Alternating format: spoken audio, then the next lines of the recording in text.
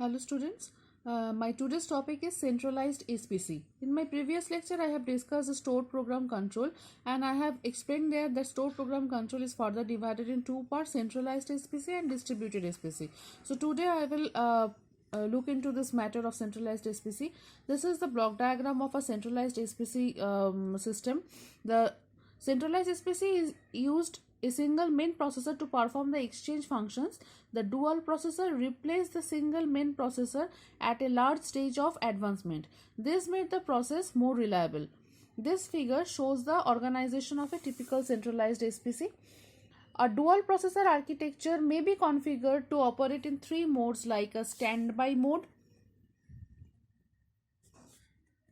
then synchronous duplex mode and load sharing mode. Standby mode is, as the name implies, the two processor present, one processor is active and another one is standby mode.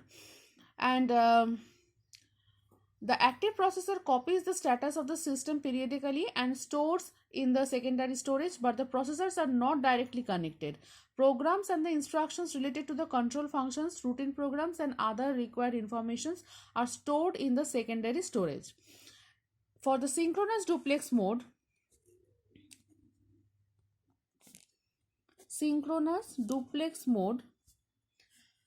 two processors are connected and operated in synchronism.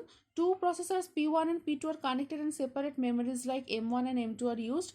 These processors are coupled to exchange the stored data. A comparator is used in between these two processors. The comparator helps in comparing the results. And last but not the least, that is the load sharing mode. In this mode, a task is shared between the two processors. The exclusion device or ED is used instead of the comparator in this mode. The processor call for ED to share the resources so that both the processors do not seek the same resource at the same time. In this mode, both the processors are simultaneously active. These processors share the resources of the exchange and load. In case one of the processor fails, the other one takes over the entire load of the exchange with the help of ED. Under normal operation, each processor handles one half of the calls on a statistical basis. The exchange operator can, however, vary the processor load for maintenance purpose. Thank you for listening.